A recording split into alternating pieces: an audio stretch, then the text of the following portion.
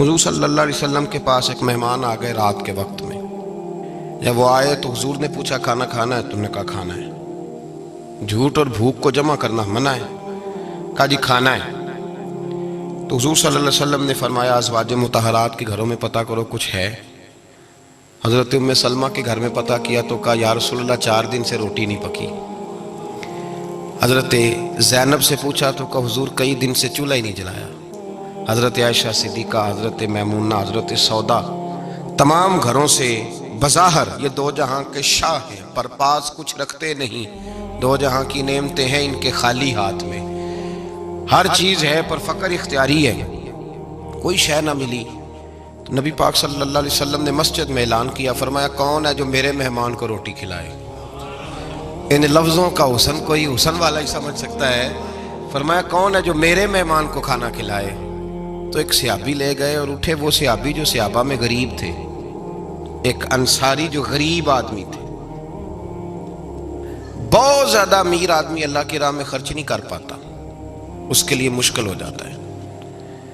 اس کے لیے بہت امیر آدمی جو ہوتا ہے نا، وہ جتنا زیادہ امیر ہوتا ہے نا اتنی دیوار اس کے گرد کھڑی ہو جاتی ہے پیسوں کی، مشکل ہو جاتا ہے اس کے لیے.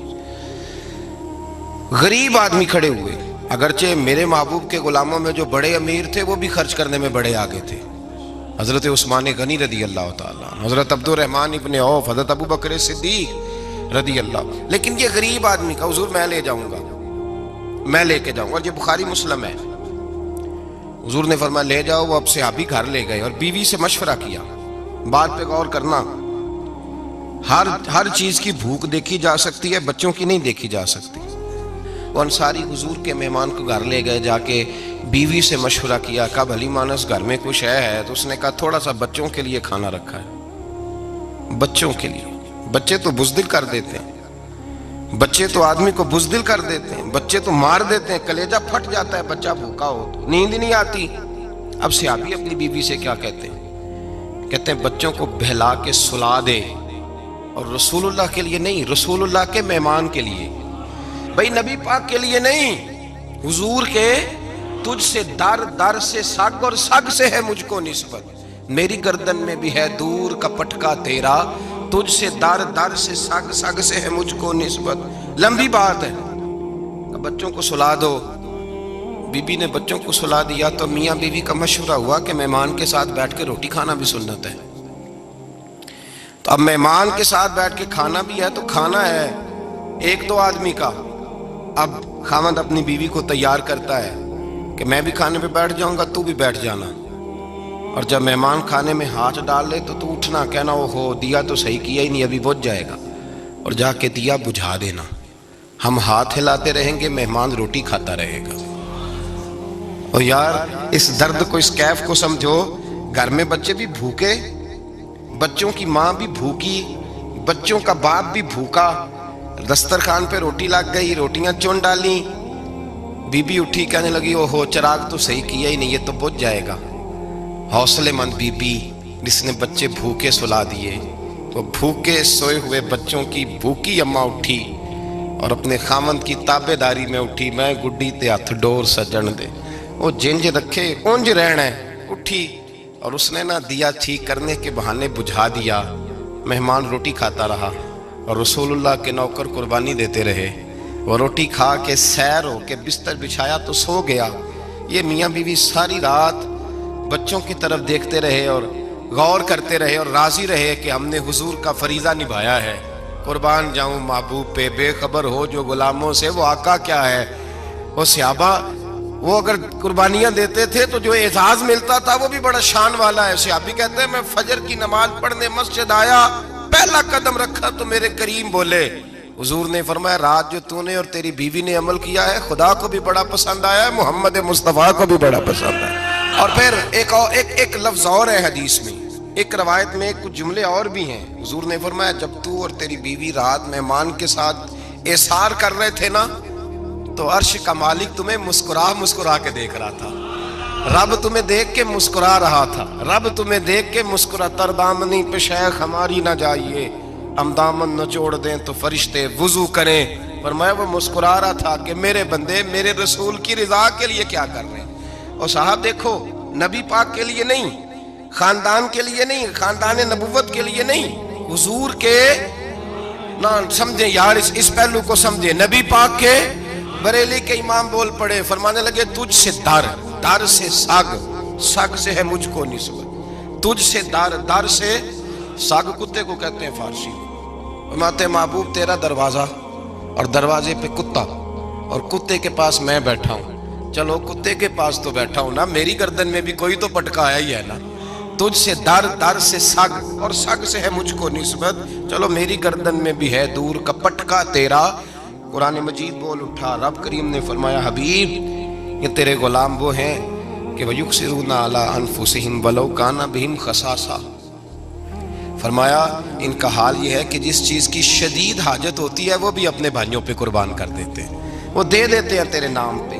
جب مکے والے مدینے آئے انصار مدینہ تو میرے مصطفیٰ کریم نے فرمایا نہ تمہاری نسلیں ایک ہیں نہ قبیلے ایک ہیں، لیکن تمہارا نبی ایک ہے، تمہارا رسول ایک، خدا ایک، کتاب ایک، تمہارا میری وجہ سے رشتہ ہے. چلو اپنے بھائیوں کے ساتھ احسار کرو، چلو احسار کرو. اگر کسی کے 2 مکان تھے تو اس نے ایک اس کو دے دیا جو مکے سے آیا تھا، 2 باغ تھے تو ایک دے دیا، کسی کے پاس ایک تھا تو آدھا بانٹ کے دے دیا. ہر چیز تقسیم کر دی. حالات بدل جاتے ہیں، حالات بدل جاتے ہیں. تلک الایام نداولها بین الناس. اللہ لوگوں کے درمیان دن بدل دیتا ہے. حالات بدل گئے، بڑا مال غنیمت آیا، بنو نذیر کا علاقہ فتح ہوا تو میرے رسول پاک صلی اللہ تعالی علیہ وسلم نے انصار مدینہ کو اکٹھا کیا. فرمایا بھئی مال اب بڑا آ گیا ہے.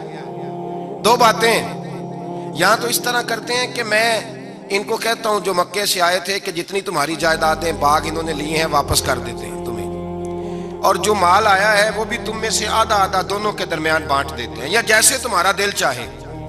تمہارے مال بھی واپس کرتے ہیں اور جو وہاں سے مال آیا وہ تمہارے بیچ بانٹ دیتے ہیں، یا اگر تم کہو تو یہ مال ان کو دے دیتے ہیں مہاجرین کو، تمہیں تمہارے مال واپس مل جاتے ہیں. حضور نے پوچھا انصار مدینہ سے، حضرت سعد بن معاذ، سعد بن عبادہ تڑپ کے کھڑے ہوئے، عرض کی محبوبہ میں تو ابو بکر کو جانتا ہی نہیں تھا. حضور مجھے کیا پتا عمر کون ہے، میں کیا جانوں عثمان غنی مولا علی کی عظمتوں کو. محبوبہ میں نے تو تجھے ان کی طرف مسکرا کے دیکھتے ہوئے دیکھا ہے، تیرا جلوہ دیکھا ہے، تجھ سے در سے سگ سے ہے مجھ کو نسبت. یا رسول اللہ صلی اللہ علیہ وسلم ہم سے مشورہ نہ کریں، آپ اس طرح کریں جو جائیدادیں ہم نے انہیں دی ہیں وہ بھی ان کے پاس رہنے دیں، اور جو مال آیا ہے وہ بھی ان میں تقسیم کر دیں.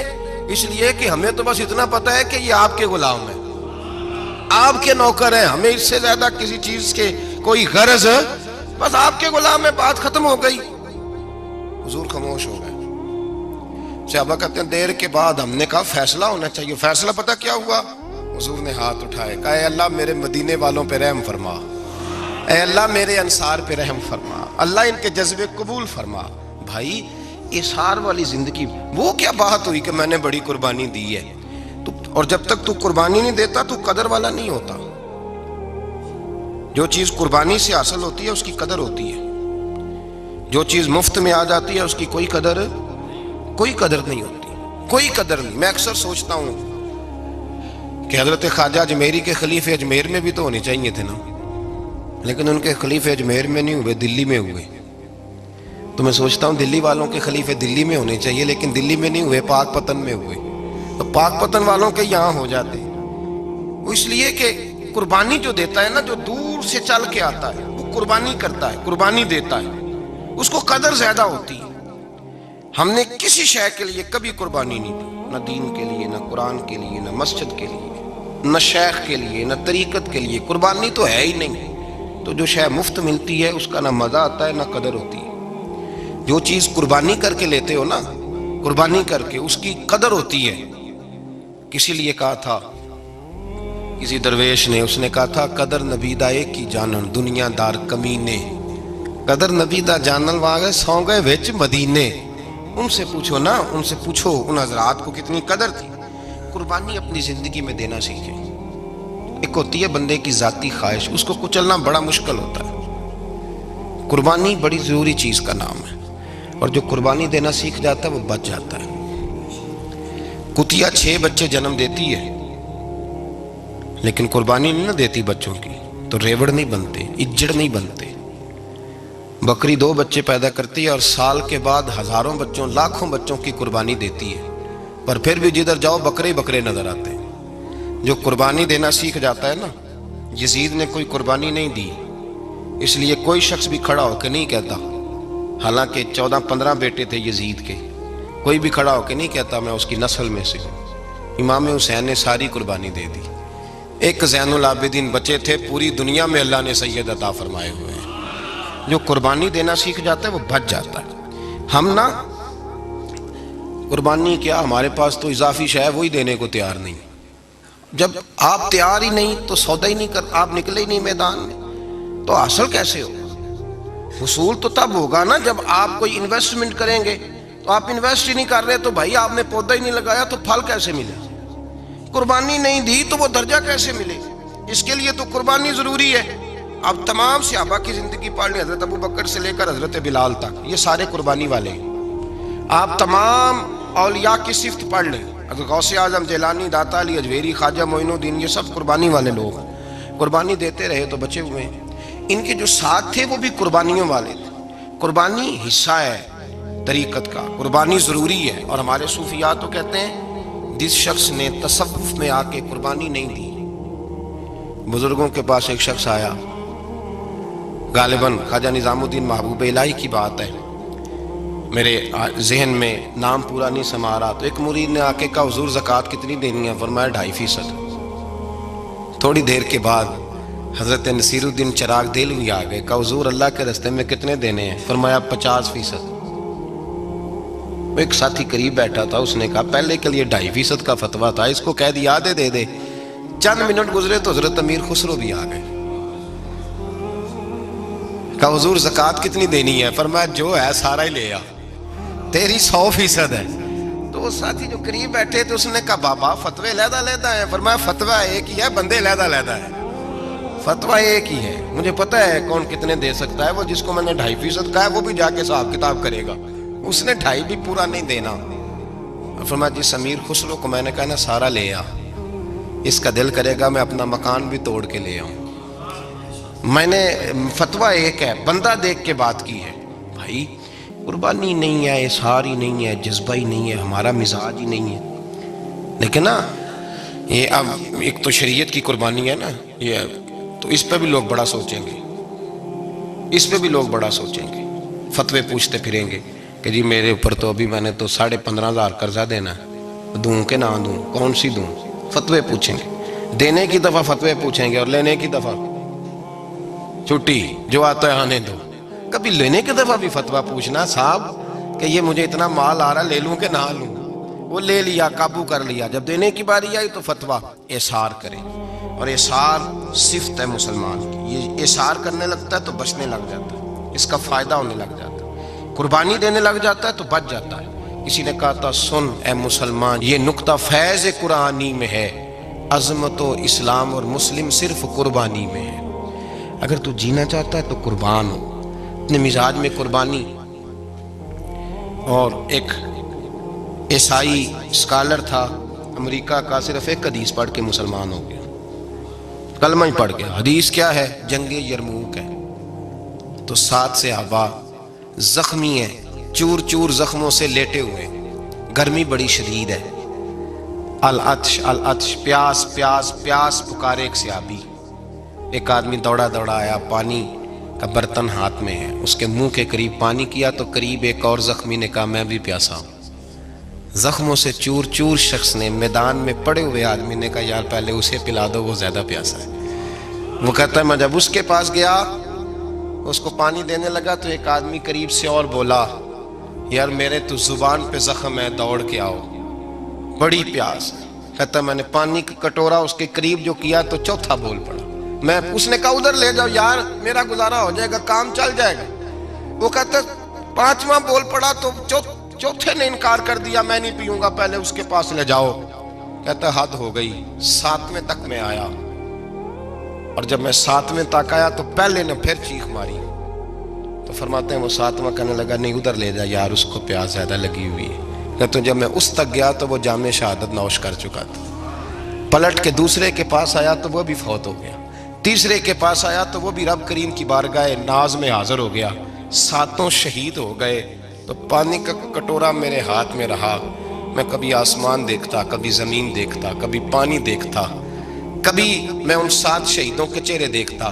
फिर दिल में ख्याल आया ये तो गर्दनें काटने वाले थे, ये तो एक दूसरे को कत्ल करने वाले थे, ये तो खून पीने वाले थे।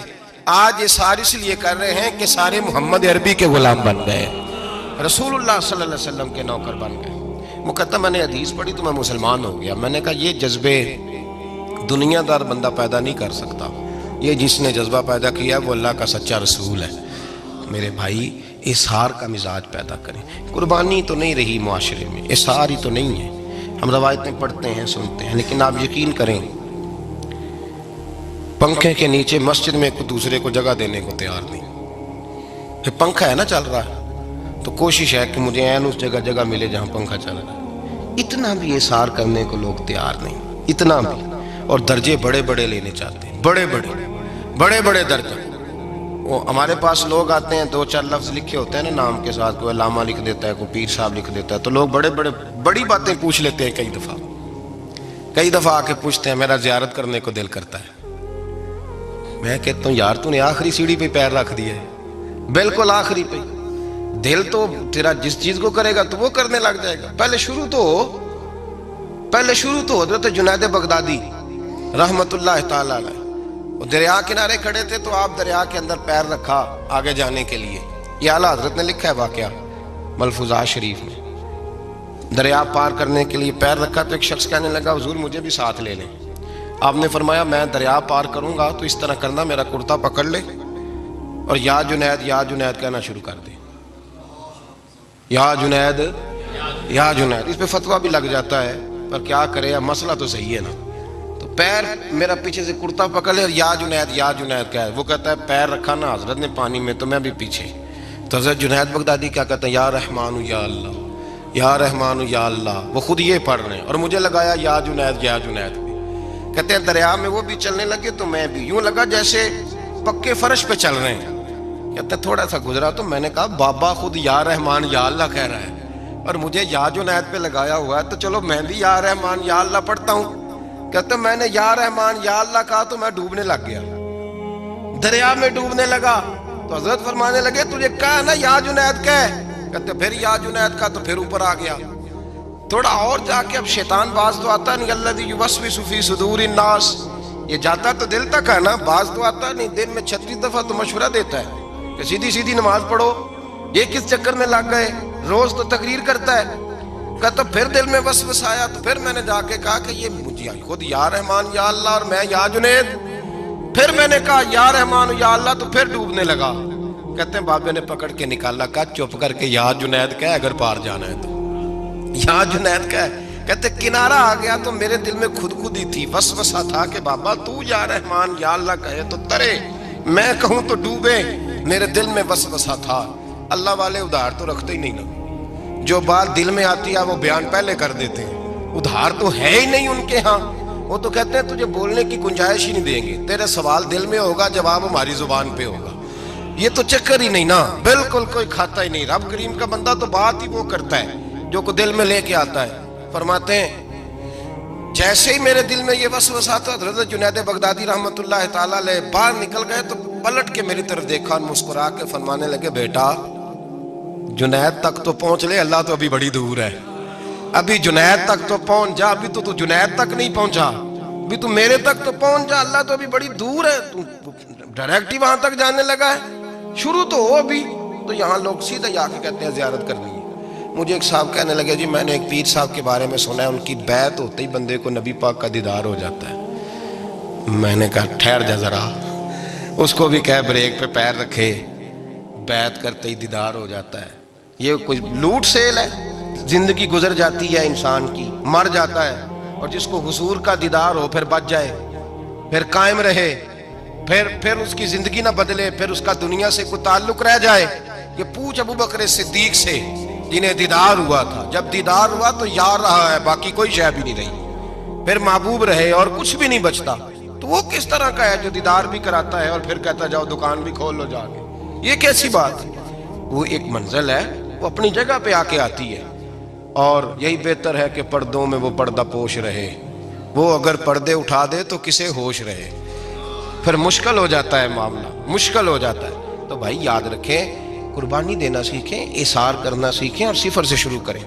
زندگی میں ہم لینے کے چکر میں پڑ جاتے ہیں تو نقصان اٹھاتے ہیں۔ عقل کے گھوڑے کم دوڑائیں، محبت کے ساتھ عمل زیادہ کریں، دماغ کا استعمال کم کریں اور عمل زیادہ کریں، زیادہ عمل کریں، ورنہ شیطان تو نماز بھی نہیں پڑھنے دے گا۔ وہ تو کہے گا کہ جناب چلو ٹھیک ہے، اللہ نے معافی کر دینا ہے، وہ تو کچھ بھی نہیں کرنے دے گا۔ دماغ کا استعمال کم کریں اور عمل زیادہ کریں، جد و جہد زیادہ کریں، اظہار کریں، قربانی کریں اپنی زندگی میں، کریں کسی کے لیے کچھ، اظہار کریں، کسی کو کچھ دیں۔ یہ جو ہم اولاد کے لیے قربانی دیتے ہیں نا، تو یہ قربانی نہیں ہوتی، یہ لالچ ہوتا ہے، یہ سودا ہے۔ پتہ ہے آپ کو، یہ سودا ہے۔ ہم بچپن میں ان کی خدمت کریں گے، یہ بڑھاپے میں ہماری خدمت کریں گے، تو یہ تو تجارت ہے، یہ کوئی اصول نہیں۔ میرے بچے بڑے ہو گئے تو مجھے خیر صلی اللہ، تجارت ہے بھائی، یہ تجارت ہے، یہ قربانی نہیں، تو تجارت ہے۔ یہ آپ جو کر رہے ہیں یہ تو کمیٹی ڈال رہے ہیں آپ، اور چونکہ نیت یہ ہوتی ہے خدمت کی، تو پھر نصیب والوں کو خدمت ملتی ہے، قسمت والوں کو ملتی ہے۔ ورنہ بچے کہتے ہیں ابا جی ٹھیک ہے آپ نے ہماری خدمت کی تو سارے کرتے ہیں، آپ نے کو نوکی تھوڑی کی ہے، چھٹی آپ وہاں بیٹھیں، چائے ملے گی وقت پہ پہنچے گی، لیکن آپ مداخلت نہ کریں کسی چیز کے اندر، تجارت نہ کریں، اظہار کریں، قربانی کریں۔ ہمارے صوفیاء یہ کہتے ہیں اولاد سے بھی توقع نہ کرو خدمت کی، نہ توقع کرو، بس یہ کہو کہ میرا رب مجھے بڑھاپے۔ دیکھیں نا نبی پاک صلی اللہ علیہ وسلم نے دعا مانگی، اے اللہ ارذل العمر ہونے سے بچا، عمر کے اس حصے سے بچا جس میں دوسروں پر انسان بوجھ بن جاتا ہے، دعا مانگی۔ تو یہ لالچ بھی نہ کبھی زندگی میں رکھیں کہ میری فلاں آدمی خدمت کرے گا، یہ لالچ بھی برا ہے، اس پر بھی توجہ نہ کریں۔ اپنی دنیا آپ پیدا کر اگر زندوں میں ہے، سر آدم ہے، ضمیر کن فکاں ہے زندگی، یاد رکھیں۔ ہوش آنے سے لے کر اپنا یہ ذہن بنا لیں کہ میں آج سے اپنے آپ کو خود چلاؤں گا، میں سایہ دوں گا، بھکاری بن کے کبھی کسی سے سہارا مانگوں گا نہیں، سہارا دیں، کسی کے لیے قربانی دیں، اظہار کریں، جد و جہد کریں۔ جو چیز آپ کے بس میں ہے وہ تو ہے، جو بس میں نہیں اس میں بھی کوشش کرنے کی آپ کوشش کریں، تگ و دو کریں۔ قربانی سے انسان سنور جاتا ہے، بن جاتا ہے۔ وہ سمجھتے ہیں جب لوگ تنقید کرتے ہیں تو نفس پہ بوجھ پڑتا ہے، جب کوئی دل توڑتا ہے تو اللہ کی بارگاہ میں رونا آسان ہو جاتا ہے۔ ایک گروہ گزرا ہے صوفیاء کا، وہ پسند کرتے ہیں اس چیز کو، یہ بہت زیادہ تعریف، توصیف، نعرے، شور، یہ بعض اوقات نفس کے تکبر کا سبب بنتا ہے۔ آپ ملاحظہ کر لیں، حضرت ابوبکر صدیق رضی اللہ تعالیٰ عنہ سے یہ سلسلہ چلا ہے، کس قدر زیادہ تانے تھے ان کے لیے، کتنی زیادہ آزمائش تھی ان کے لیے، کتنا زیادہ پریشانی کا سامان تھا، لوگ کیا کچھ کہتے تھے۔ اور پھر یہ سلسلہ تمام صحابہ کے لیے اسی طرح رہا۔ آپ لوگ جن لوگوں کی تعریف کرتے ہیں یہ ضروری نہیں کہ باقی بھی سارے ان کی تعریف کرتے ہوں۔ امام علی مقام سیدنا امام حسین رضی اللہ تعالیٰ عنہ کا ہم دن مناتے ہیں، پوری امت مسلمہ امام حسین رضی اللہ تعالیٰ عنہ کی عظیم قربانی کی یادگار مناتی ہے، تو سارے کلمہ گو تو ایسا نہیں کرتے۔ آج بھی ڈھیروں لوگ ہیں جو تانا دیتے ہیں، اس کو سیاسی جنگ کہتے ہیں۔ دین کے لیے یہ جو آزمائش رہی، یہ جو تانا رہا، یہ جو تنقید رہی، یہ اس کا حسن رہا، یہ چیز اس کو نکھارتی ہے، یہ اس کے اندر تازگی پیدا کرتی ہے۔ جب آپ کو راہ دین میں کوئی برا کہتا ہے تو آپ کے لیے وہ چیز مزید حسن کا سامان پیدا کرتی ہے، آپ کے لیے مزید بہتری ہوتی ہے۔ داتا صاحب رحمۃ اللہ تعالیٰ علیہ نے خود لکھا ہے، داتا صاحب فرماتے ہیں کہ ایک طریقت کا ایک مسئلہ میرے لیے بن گیا تھا۔ روحانی سفر انسان کر رہا ہوتا ہے نا، جب بڑے اچھے اس کے اوراد و وظائف چل رہے ہوتے ہیں، عبادات چل رہی ہوتی ہیں، تہجد میں بوجھ نہیں ہوتا اس کے لیے اٹھنا، تلاوت قرآن پاک صحیح کر رہا ہوتا ہے، اگر مراقبے پہ بیٹھا ہے تو صحیح بیٹھا ہوتا ہے، اس کے اسباق صحیح چل رہے ہوتے ہیں۔ کئی دفعہ رکاوٹ آ جاتی ہے، اس کی کوئی نہ کوئی وجہ ہوتی ہے، یا تو کہیں غلطی ہو جاتی ہے یا انسان کوئی ایسی بھول کر بیٹھتا ہے جس کے نتیجے میں بریک لگ جاتی ہے۔ داتا گنج بخش علی حجویری رحمۃ اللہ تعالیٰ علیہ ارشاد فرماتے ہیں کہ میرا طریقت کا کوئی مسئلہ بن گیا، روحانی سفر جو میں طے کر رہا تھا۔ آج کل تو خیر سارے لوگ طے کر کے بیٹھے ہوئے نا، ہم سارے سفر، ہم تو مسافر ہے ہی نہیں، ہم نے تو مکمل کر لیا سفر۔ ہم تو گفتگو کرتے ہیں تو ایسے لگتا ہے کہ جیسے طریقت کے اماموں میں ہمارا نام لکھا جائے گا۔ بالکل ہم کوئی ماحول ہی نہیں ایسا کہ کوئی سیکھے، کوئی پوچھے، کوئی سوال کرے، کوئی آگے بڑھنے کی کوشش کرے، مزاج نہیں رہا ہمارا۔ داتا صاحب کہتے ہیں میں ایک روحانی مسئلے میں الجھ گیا تھا، تو میں نے بڑے اوراد کیے، وظائف پڑھے، بڑا میں نے اللہ اللہ کی، بڑا کچھ کیا، جو ممکن تھا میں نے کیا، کئی مزارات پر حاضری بھی دی، صدقات و خیرات بھی کیے، لیکن وہ میرا مسئلہ حل نہیں ہوتا تھا۔ وہ ایسا مسئلہ تھا جو الجھ گیا، مجھ سے حل نہیں ہو رہا تھا۔ آپ فرماتے ہیں میں چلتے چلتے ایک مسجد میں گیا تو وہاں کچھ درویش بیٹھے تھے، درویش، اور وہ عجیب مجذوب صفت لوگ تھے، ایک گروہ ان کا پورا بیٹھا ہوا تھا۔ فرماتے ہیں انہوں نے میری طرف دیکھا تو میرا مذاق اڑانا شروع کر دیا، پھر انہوں نے خربوزے کھانے شروع کیے، وہ خربوزہ کھاتے تھے اور چھلکے مجھے مارتے تھے۔ آپ فرماتے ہیں وہ چھلکے مار کے پھر ہنستے تھے، پھبتیاں کستے تھے، میرا مذاق اڑاتے تھے۔ فرماتے ہیں وہ میرا مسئلہ جو کئی دنوں کا اٹکا ہوا تھا، حل نہیں ہو رہا تھا، ان کی یہ حرکت کرنے سے میرا وہ والا مسئلہ اللہ نے حل فرما دیا۔ میرے اندر وہ تازگی پیدا ہو گئی۔ جب کوئی شخص خبر لاتا ہے نا آپ کے لیے جب کوئی خبر لاتا ہے کہ فلاں نے آپ کو برا کہا، تو اس میں محاذ نہیں قائم کرنا چاہیے۔ ایک ہم لوگ محاذ بنا لیتے ہیں، جو موقع ہماری عین اصلاح کا ہوتا ہے، جس میں ہمارے لیے بڑے اسباق ہوتے ہیں، ہماری بہتری بہت زیادہ اس کے اندر مضمر ہوتی ہے، ہم اس کو سمجھتے ہی نہیں۔ یہ جو دین کے لیے تانا ہوتا ہے نا، جے کر یہ تانے نصیب ہو جائیں ہمیں، اگر ہمارے مقدر میں آ جائیں یہ تانے، تو یہ بڑا فائدہ کریں گے، یہ نفع کریں گے۔ بہت سارے تانے ہم برداشت کرتے ہیں، لوگ بہت ساری برادریوں کو اچھا نہیں سمجھتے، ہم سہتے ہیں، کبھی کو برادری چھوڑ کے نکلا تو نہیں۔ بہت سارے لوگ بہت ساری چیزوں کو اچھا نہیں سمجھتے، لیکن ہم نے احتجاج تو نہیں کیا۔ مذہب کے معاملے میں ذرا سا ہلکا سا کو تانا دیتا ہے۔ میں نے کہا کہ آپ دیکھیں نا داتا صاحب نے کتنی خدمت کی، تو کیا سارے لوگ اچھا کہتے ہیں داتا صاحب کے مزار کو؟ آج بھی اتنی لمبی زبانیں نکال کے لوگ کہتے نہیں وہ شرک کا اڈا ہے، معاذ اللہ۔ بابا فرید علیہ رحمہ زہد الانبیاء، شیخ الاسلام، تو کیا ساری دنیا ان کو صحیح کہہ رہی ہے آج بھی؟ تو یہ تو بھائی لطف ہے، آپ اس لطف کا رنگ کیوں خراب کرتے ہیں؟ اس کا ذائقہ لیں، اس طرف بھی توجہ کریں، اس پر غور کریں۔ میرے اعلیٰ حضرت فاضل بریلوی رحمت اللہ تعالی علیہ، اعلیٰ حضرت رحمت اللہ علیہ کے زمانے میں ہی لوگ انہیں مجدد کہتے تھے، ان کے زمانے میں ہی انہیں امام اہل سنت کہا جاتا تھا۔ ان کے دور میں بڑے بڑے شیخ الحدیث، بڑے بڑے لوگ ان کی بارگاہ میں آ کے بیٹھا کرتے تھے۔ سید دیدار علی شاہ صاحب رحمت اللہ علیہ عمر میں ان سے بڑے تھے، لیکن پھر بھی ان کی خدمت میں آ کے بیٹھتے تھے۔ صدر اللہ فاضل سید نعیم الدین مراد آبادی جیسی شخصیات ان کی بارگاہ میں رات کو بیٹھا کرتے تھے۔ بڑے بڑے قیمتی لوگ، حضرت محدث صورتی، یہ مرید تھے مولانا فضل الرحمان گنج مراد آبادی رحمت اللہ علیہ کے، اور پڑھا بھی انہی سے، خلافت بھی انہی سے، سارا سلسلہ انہی سے، لیکن ہر وقت اعلیٰ حضرت کے پاس بیٹھے رہتے تھے، اور عمر بھی اعلیٰ حضرت سے زیادہ تھی۔ تو کچھ لوگوں نے کہا کہ سارا سلسلہ وہاں ہے، بیٹھے یہاں رہتے ہو۔ فرمانے لگے یار جو ایمان کی لذت ان کے پاس ملی ہے وہ کسی اور جگہ نہیں ملی۔ ہر چیز اپنی جگہ پہ، لیکن اس کے ساتھ ساتھ ایک دوسرا پہلو بھی تھا۔ جس طرح آج لوگوں نے شور ڈالا ہے نا، اتنی تنقید شاید کسی شخص پہ ہوتی ہو جتنی فاضل بریلوی پہ معاذ اللہ کی جاتی ہے۔ لوگ بدعتی کہہ کے، قبر پرست کہہ کے، بڑا کچھ کہہ کے تانے نہیں دیتے، انہیں الزامات نہیں لگتے۔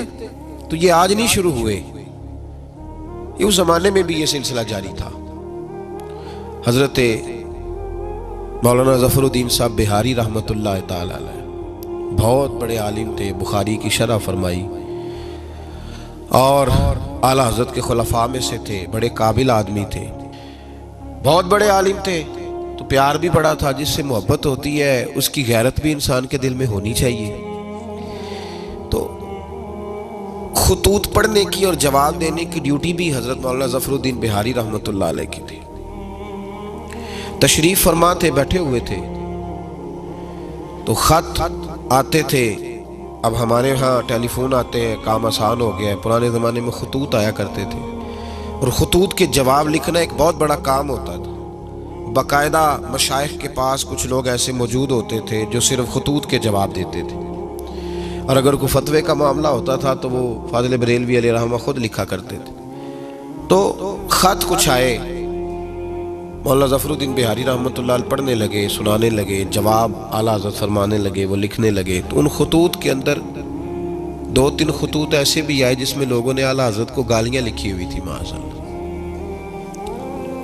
بڑے سخت جملے کہے تھے, اور ایسی باتیں کہی تھیں کہ جو وہ پڑھتے گئے تو انہیں جلال آتا گیا.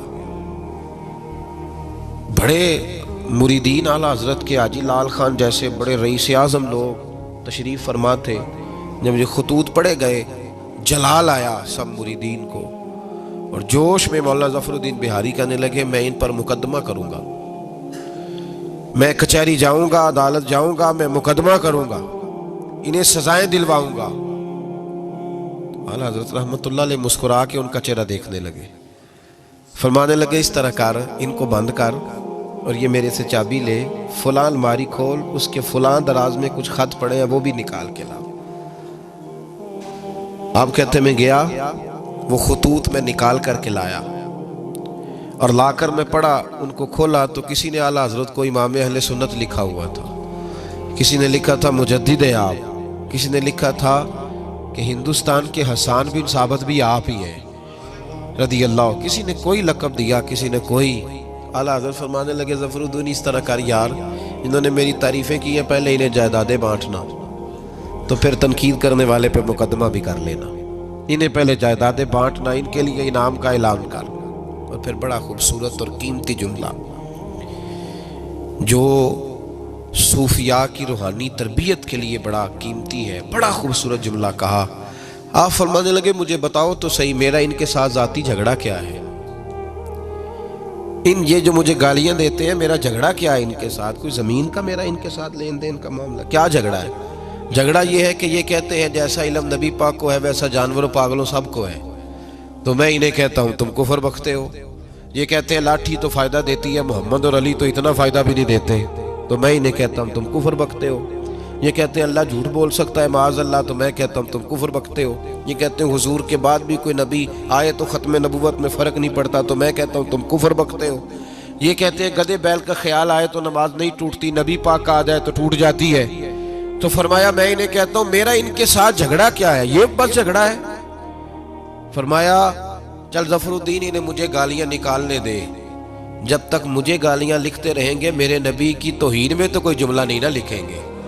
لکھنے دے مجھے گالیاں. جے کر یار دے نام دا ملے میڑا, چولی پا لئیے پنجے سٹیے نا, تو یہ کر یار دے نام دی ملے سولی, چوٹا چوٹ لئیے پیشاں ہٹی. ہمارے بزرگوں نے ہمیں سکھایا ہے ملامت نفع کی چیز ہے. جب آپ حق بات کہتے ہیں تو بہت سارے لوگ ایسے ہوتے ہیں جن کو وہ بات اچھی نہیں لگتی. اپنی طبیعت کے اندر یہ تازگی پیدا کریں. درس یہ ہے آج کا کہ یہ تازگی اپنی طبیعت میں پیدا کریں, اور بڑی جلدی پریشان ہو کے بکھر جانا, بلکہ کچھ ساتھی بکھرتے ہیں, کچھ بکھرتے ہیں, بالکل بکھر جاتے ہیں. آپ بکھرے نہیں. اگر کوئی شخص 2 منٹ کے لیے کیا ہی دیتا ہے کہ پتہ ہے مجھے تو پہلے کیا تھا, آج تو نے وہاں جا کے داڑھی رکھ لی ہے, تو اس سے آپ کی داڑھی کا ثواب بڑھ جائے گا, کم نہیں ہوگا. اس سے آپ کا اجر اسے بڑھے گا, آپ کو فائدہ زیادہ ہوگا. جتنی نیکی دقت کے ساتھ ہوتی ہے اتنا اللہ اجر زیادہ عطا فرماتا ہے. تو آپ بڑی جلدی پریشان نہ ہوا کریں, بڑی جلدی آپ جو ہے وہ اس طرف توجہ نہ کیا کریں کہ یہ مجھے فلاں آدمی یہ کہہ رہا ہے تو اب کیا بنے گا, کس طرح کر کے یہ سلسلہ چلے گا. یہ ہمارے بزرگوں نے, ہمارے مشائخ نے, ہماری تربیت کرنے والوں نے یہ اسباق ہمیں پڑھائے کہ اس سے فائدہ ہوتا ہے, اس سے نفع ہوتا ہے. بہت سارے لوگ کہتے ہیں میں نے داڑھی رکھ لی تو میرے اندر بڑی کمی ہے, تو لوگ کہیں گے, بہت سارے لوگ تانا دیتے ہیں داڑھی رکھ کے تو اس طرح کرتا ہے. تو بھائی بات یہ ہے کہ داڑھی رکھنے کے بعد معصوم کون ہو جاتا ہے؟ یہ کس نے فتویٰ دیا ہے کہ جو رکھ لے وہ معصوم ہے، اب اس سے غلطی نہیں ہوگی؟ تو گناہ چھوڑنے کی کوشش کرنی چاہیے، بلکہ میرا تو نظریہ یہ ہے کہ داڑھی بہت سارے گناہوں سے بچا لیتی ہے بندے کو، بہت ساری گناہوں سے داڑھی بندے کو یہ محفوظ کر لیتی ہے، یہ چیزیں آپ کو بچائیں گی، آپ کا تعارف بڑھ جائے گا، آپ کے لیے لوگ اچھے جملے کہنے لگ جائیں گے، خیر کا فکر آپ کے لیے ادا کیا جائے گا۔ اس لیے نیکی کے رستے میں جب کوئی آدمی کسی جگہ پہ کسی شخص کو برا کہے، پھر ایک اور سوال ہے، اس کا جواب بھی بڑا ضروری ہے۔ کہتے ہیں جب میں برا تھا مجھے کوئی تنگ نہیں کرتا تھا، کسی کی طاقت نہیں ہوتی تھی، اب میں اچھا ہو گیا ہوں تو سارے چڑھائی کر جاتے ہیں۔ او بھائی بات سنو، بڑی سادی سی بات، میں نے شاید پہلے بھی ایک دفعہ یہ جملہ کہا تھا آپ کو سمجھاتے ہوئے، پھر کہتا ہوں۔ میرے محبوب پاک صلی اللہ تعالی علیہ وسلم کی سیرت کے جو کمالات ہیں ان میں سے ایک بہت بڑا کمال یہ ہے کہ نبی پاک کی ذات تک لوگوں کی رسائی بڑی آسان تھی، آسان رسائی تھی، کسی کو مشکل، کسی کو دقت نہیں ہوتی تھی حضور تک پہنچنے میں، آسان رسائی۔ اگر کوئی شخص سمجھنے لگ گیا تیرے بارے میں کہ تجھے میں کچھ کہہ لوں گا تو اب یہ کچھ کہے گا نہیں، تو اس میں حرج کیا ہے؟ کیا حرج ہے؟ اور ایک نسخہ اور دے رہا ہوں، اس پہ بھی عمل کر کے دیکھیں۔ ایک ہوتا ہے کسی کے ساتھ لڑائی کرنا، وہ 2 منٹ کی ہوتی ہے، آپ کو کسی نے کچھ کہا، جواب میں آپ نے 2-3 باتیں کی، تو یہ 2 منٹ کی جنگ ہے، یہ ختم ہو گئی، اس سے آپ کو سکون نہیں ملے گا، اور اگر آپ سزا دینا بھی چاہتے ہیں تو سامنے والے کو سزا نہیں ملے گی۔ لیکن اگر سامنے والے نے سخت جملہ کہا اور آپ نے مسکرا کے اسے دیکھا اور پھر آپ نے خاموشی اختیار فرمائی، تو آپ تو خوش ہو کے گھر آ جائیں گے، وہ ساری رات سو نہیں سکے گا، اس کے لیے مشکل بن جائے گی کہ میرے ساتھ اس نے کر کیا دیا ہے، کیا کر دیا اس نے میرے ساتھ، کیا اس نے کر دیا میرے ساتھ۔ تو ملامت فائدہ مند چیز ہے، اس کو حاصل کریں، یہ ہمارے بزرگوں کا طریقہ ہے، اور ہمارے بزرگ کوشش کرتے ہیں۔ یہ بہت زیادہ تعریفیں بڑی تکلیف دیتی ہیں بعض اوقات، اس لیے میرے عزیز بڑی جلدی نہ گھبرائیں، یہ تو شیطان کا ایک حملہ ہے، یہ تو نفس کی ایک چال ہے، یہ تو ایک باریک فتنہ ہے کہ ہم جی ادھر گئے تھے تو ہمیں ٹوک دیا گیا، تو روک دیا گیا تو ہم نے چھوڑ دیا۔ ایسے نہیں کریں، اپنے اندر یہ خوبی پیدا کریں، اور جب آپ تھوڑا سا یہ برداشت کرنا سیکھیں گے پھر ہی تو لطف آئے گا نیکی کرنے کا۔ اور پھر ایک اور بات بھی آپ سے بڑی ضروری ہے، آپ کو گزارش، اختراع نہ کریں، اپنی مرضی کی چیزیں وضع نہ کریں، اپنی مرضی کے سوال جواب نہ کبھی بھی ذہن میں پیدا کریں۔ قرآن و حدیث ہمارے پاس موجود ہے، ہمارے صوفیاء کے پورے ابواب اور نصیحت کے مقدس موتی ہمارے پاس موجود ہیں، آگے بڑھیں، ان باتوں کو لیں، تو اس طرف خاص توجہ فرمائیں۔ اللہ تبارک و تعالی سمجھنے کی توفیق عطا فرمائے۔